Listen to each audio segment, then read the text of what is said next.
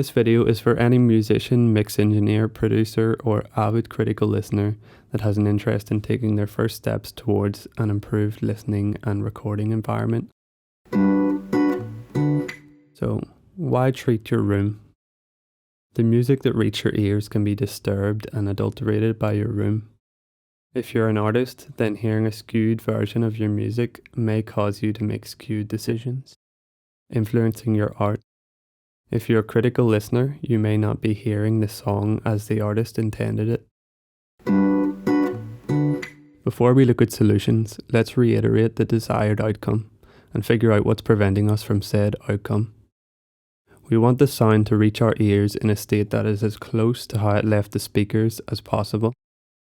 This means all frequencies should have their respective magnitudes affected equally. Speaking from a mathematical perspective, we'd like to multiply all those frequency bins by the same number, a flat response as it's known. However, this isn't an easy feat due to the enclosed nature of our listening spaces. Sound doesn't just travel from the speakers to our ears, it travels outwards in a sphere in all directions from the speaker cone. It reaches the walls, ceiling, floor, and furniture in your room, and is either absorbed, reflected, transmitted, or scattered, depending on the material's acoustic properties. Of these phenomena, the main one preventing us from hearing a flat response is reflection. The reflections all blend together in a messy soup of sound in the air, and different frequencies are affected in different ways. Some are boosted and some are cut by the time it reaches your ears. Hence, we aren't hearing the sound, we are hearing the sound, plus the room's influence on the sound, primarily due to reflections. An untreated room may be pleasant and desirable for live performances and sometimes with recording, but for critical listening, it is generally regarded as an obstacle. It's like a pair of binoculars with some jam on the lenses. It might be entertaining to look through, but it does not represent reality. And you might miss the approaching forest fire. So let's clean the jam off our binoculars. Before we talk about treatment, we must get our room and listening position figured out. Firstly, if you're lucky enough to be able to choose the room you'll be listening in, go for size. Larger rooms work better because more space equals more opportunity for energy loss. The impact of reflections is diluted, so to speak. Avoid domes, arches, and vaulted ceilings. These concave shapes focus the sound waves like a magnifying glass. Conversely, convex surfaces can have a diffusion effect, which may be desirable. Interestingly, parallel walls, the kind that we most commonly find in buildings, are not good for acoustics, as they cause a ping-pong effect called flutter echo. If you can't find a room that matches some or all of these guideline parameters, don't worry, all is not lost and you can still improve your room acoustics, but your outcomes may vary. Firstly, symmetry is important for stereophony. Be in the center of the room from a left-to-right perspective, and each speaker should be equal distance from you. This should result in an equilateral triangle between you and the speakers. There may also be an optimal angle and distance from the speakers recommended by the manufacturer, so check out the user manual. If you're in a rectangular room, it's better to be facing one of the shorter sides of the room. The optimal distance from the front wall is 38% of the room length.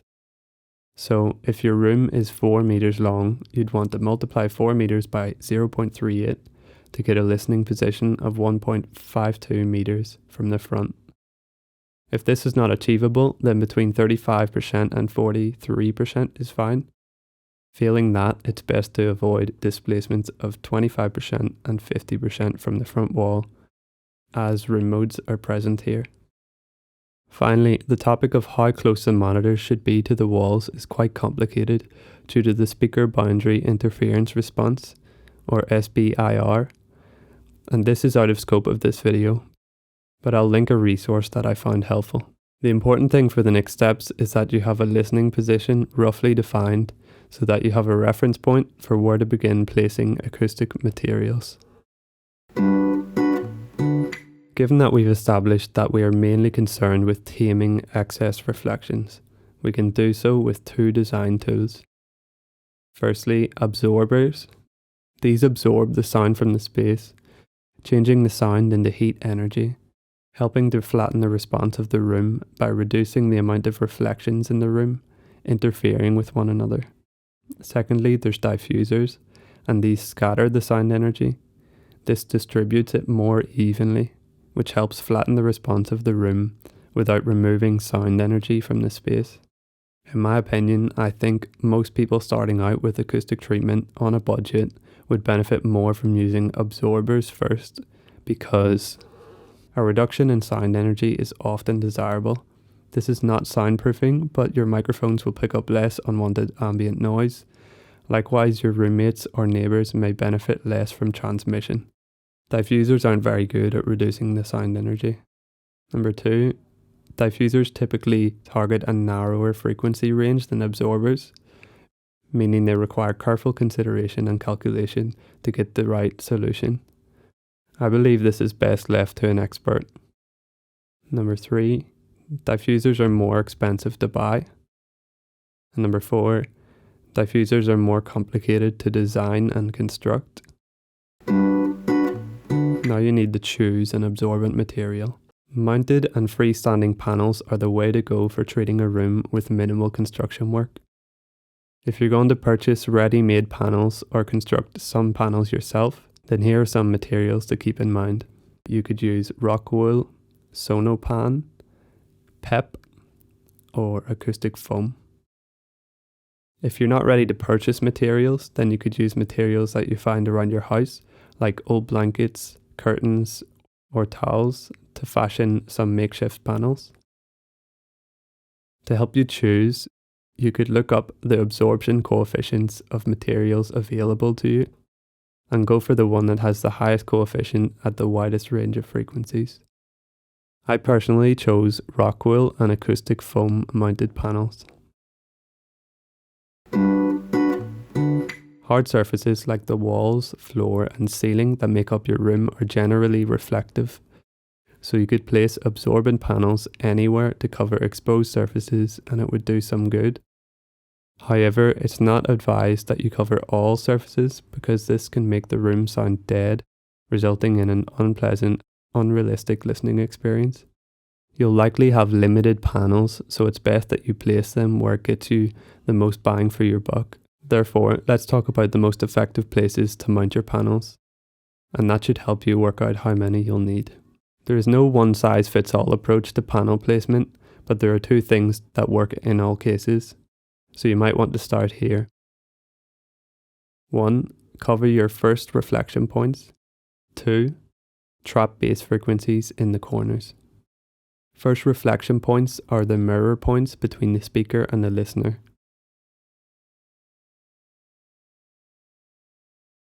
You can find them by sitting in the listening position and having a friend move a small mirror around the wall until you see the reflection of the speaker.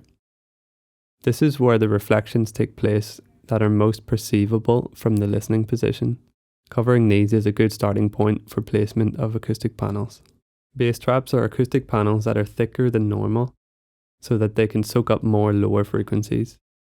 For example, if your panel is made from rock wool, it's effective for low frequency absorption at thicknesses greater than 15 centimeters. As bass frequencies accumulate in the corners of the rooms, this is the best place to put these kinds of panels.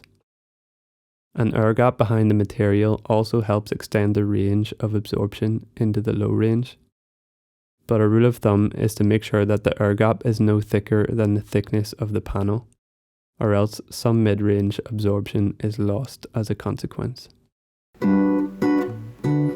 So here's a case study. This is what I did for my room. Let's put all this theory into practice and see how I treated it. So the room description. My room is 5 by 3 meters with a tall 2.9 meter ceiling, which is a good size. Plenty of opportunity for sound to dissipate. It's a rectangle, which is better than a square, but this is still not ideal due to the parallel walls, so flutter echo will be an issue, but that's something most people have to deal with. There is a vaulted ceiling too, which is not good, but the vaults are shallow and repeated, so I hope there's not a big problem with sound focusing on any one spot. As for the listening position, it faces a shorter wall. It's centrally located, horizontally speaking, and is displaced approximately 1.9 meters from the front wall, which is the golden 38% rule. The speakers form an equilateral triangle with the listening position, and the distance is within the range recommended by the manufacturer. So to deal with the first reflections, I've placed 5 8cm thick rock wool panels, which I actually built myself for around €25 each. And there's lots of videos online that explain how to do this, so I'll not comment on that. So yeah, I placed these 5 panels on the left, right, front and rear walls and the ceiling, and I've placed a thick rug on the ground. So these cover all the first reflection points.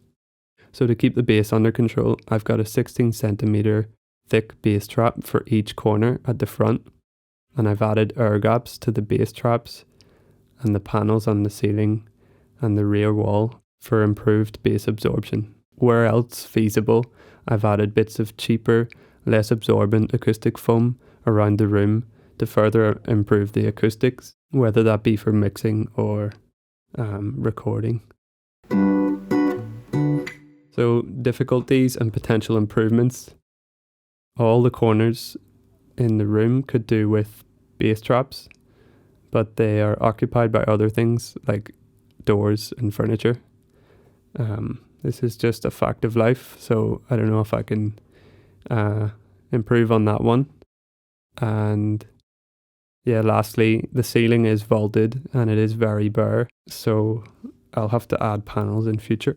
But currently I'm happy with the results, so I'm not in any rush. Hello there. Thanks for watching. If you made it to the end, well done. That was a pretty long video, and it could have been much longer. It was very hard to summarize all of this stuff, but I enjoyed creating it. This is the first video of the channel, so I'll introduce myself. I'm a music producer by the name of Benny Calico. I've been creating music and content on and off for about a decade or more now, but I've been a bit quiet recently. I've been building my skills and setting up the studio here in Barcelona, but I think finally I have the momentum and I'm ready to kick off again. So if you enjoyed the video and you're interested in what I do, give me a subscribe, and there'll be more music and educational content in future. So thank you very much.